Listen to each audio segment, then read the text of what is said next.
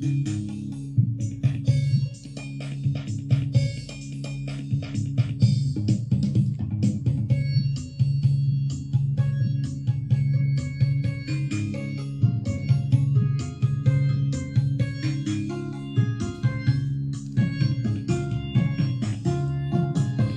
सभी को नमस्कार। मैं हाजिर हूँ आपका अपना दोस्त विक्रम छाबड़ा, आपके अपने ही channel music life with Vikram Chhabra music life में।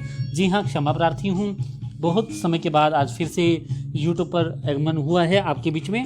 जी हाँ, आज फिर हम और दिन की प्रति आज फिर हम लेकर हाजिर हैं, फिर से एक नया टॉपिक आपके लिए कुछ ना कुछ लेकर आते हैं जानकारियाँ।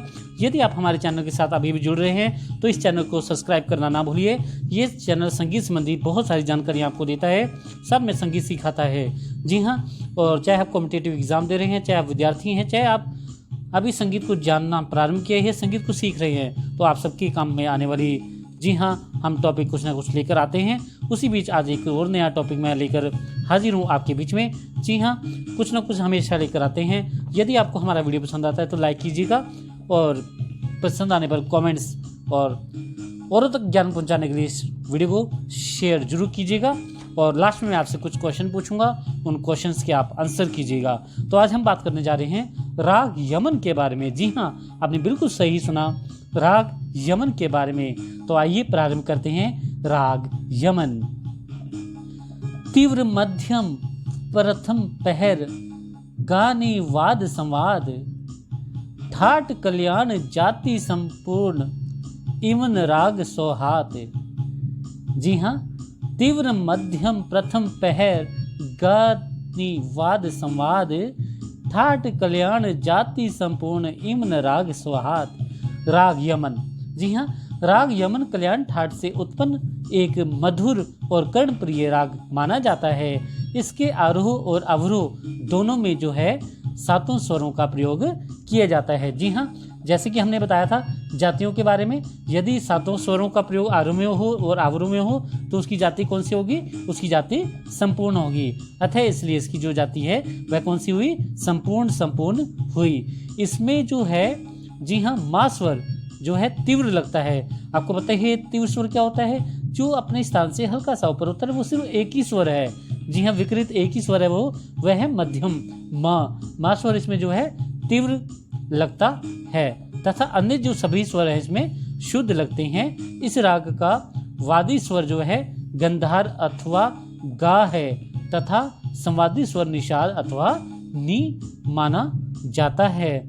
अतः इसे गायक और वादक बड़ी सुंदरता से बजाते हैं, और कभी कभी गायक वादक इसमें दोनों दैवतों के बीच में सुंदरता बनाने के लिए कोमल नी का निषाद का प्रयोग भी कर लेते हैं। लेकिन कभी कभी उसका प्रयोग किया जाता है जिससे थोड़ी सी इसकी सुंदरता अंकित हो। वैसे तो यह स्वर इसमें वर्जित है, लेकिन कभी कभी सुंदरता के लिए इसको अग्रसर कर लिया जाता है, जिससे इस राग की जो सौंदर्यता अधिक बढ़ जाए। इस राग का गायन वादन समय जो है रात्रि का प्रथम पहर माना जाता है। जी हाँ, इसका गायन वादन कौन सा माना जाता है? रात्रि का प्रथम पहर माना जाता है। उदाहरण के लिए अब देखिए, इसके आरोह और अवरोह स्टार्ट करते हैं। तो पहले मैं इसके अवरोह आपको बता रहा हूँ। स्ने सा गा मा पा धा नी सा सा नी धा पा मा गा रे नी रे सा। इससे जो राग की सुंदरता है वो निखर कर सामने आ जाती है। नी रे सा और रागों से इसको अलग कर देता है। फिर से देखिएगा, नी रे गा मा पा धा नी सा सा नी धा पा मा गा रे नी रे सा। ये आरोह और अवरोह थे। अब इसकी पकड़ देखते हैं। नी रे गा रे नी रे सा पा मा गा रे नी रे सा। तो इसकी जो पकड़ है, आरोह अवरोह जो पकड़ है, वो कई तरीकों से अलग अलग ढंग से बन सकती है। आप चाहे किसी भी तरीके से उसको अलग अलग तरीके से बना सकते हैं। तो आपको इसमें बहुत अच्छा लगेगा और बहुत सुविधा इसमें आपको मिलेगी।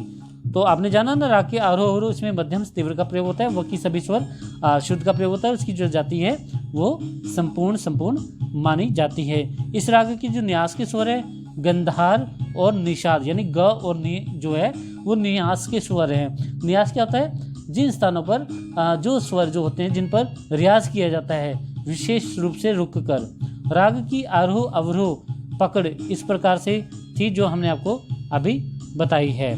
ठीक है, आपको यहाँ तक समझ में आ गया होगा। अब आते हैं, इसका जो विस्तार है वो तीनों सप्तकों में माना जाता है। जी हाँ, इसका जो विस्तार है वो तीनों सप्तकों में होता है। अब इसकी विशेषताओं पर कुछ प्रकाश डाल देते हैं। ठीक है, नंबर 1, राग यमन कल्याण ठाट से उत्पन्न जो है एक मधुर और कर्णप्रिय राग है। दूसरा है, प्राचीन काल के मुसलमान इस संगीतज्ञ इस राग को इमन अथवा इमन कल्याण के नाम से भी पुकारते थे। आजकल भी इस राग को कुछ संगीतज्ञ लोग यमन कल्याण से नाम से ही भी पुकारते हैं। तो देखा आपने किस तरह से इसकी कितनी सारी विशेषताएं हैं। इतना ही नहीं बल्कि राग यमन में कल्याण शब्द जोड़कर इसे को कल्याण ठाट से ही उत्पन्न एक जी हाँ आश्रय राग भी माना जाने लगा। इस राग में गा और नी स्वर जो है वादी संवादी स्वर माने जाते हैं। कौन कौन से? गा और नी स्वर। शेष सभी स्वर जो है अनुवादी के रूप में प्रस्तुत किए जाते हैं। ठीक है, विवादी स्वर के रूप में कभी कभी इसमें दोनों दैवों के बीच में यानी दोनों धा के बीच में कभी कभी सुंदरता बनाने के लिए कोमल निषाद का प्रयोग भी बड़ी सुंदरता से कर लिया जाता है। जी हाँ, ये भी एक विशेषता ही है। और उसके बाद फिर नेक्स्ट विशेषता है कि राग यमन चंचल प्रकृति का राग है। इसे गाने से चित्त प्रसन्न हो जाता है, यानी जो मन है हर्षित हो जाता है, खुश हो जाता है। राग यमन का जो संप्रकृतिक राग है, मिलता जुलता राग है, वह कौन कौन सा है? छायानट है, सोरठ है और गौड़ सारंग है। ठीक है, आदि और भी इसके मिलते जुलते राग हैं, जिनसे इन रागों को जी हाँ बचाना चाहिए और इसको अलग से ही रखना चाहिए। राग यमन जी हाँ बहुत मधुर और कर्णप्रिय राग माना जाता है।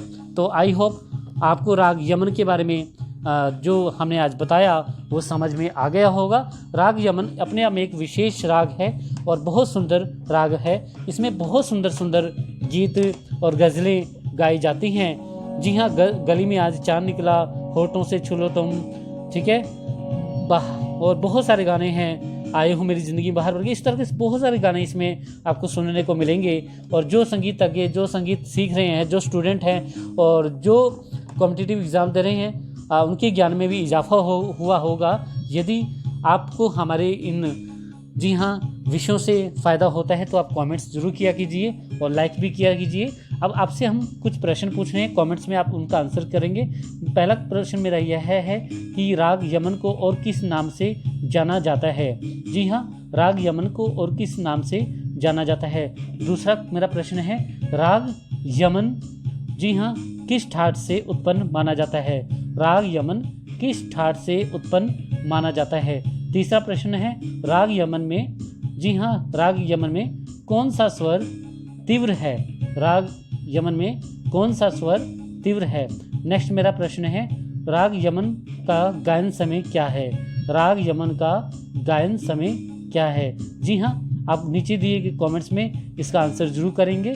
और यदि आप हमारे चैनल के साथ जुड़े हैं तो इस चैनल को सब्सक्राइब करेंगे और वीडियो पसंद आने पर लाइक करेंगे और कमेंट्स में अपनी राय बताएंगे और इस वीडियो को शेयर करेंगे ताकि आपके साथ साथ औरों तक भी ये ज्ञान की वृद्धि पहुंच पाए। तो आप दीजिए अपने दोस्त विक्रम को इजाज़त। फिर मिलूंगा किन्हीं और जानकारियों के साथ। तब तक के लिए मुस्कुराते रहिए, अपना ध्यान रखते रहिए। आप सबको नमस्कार।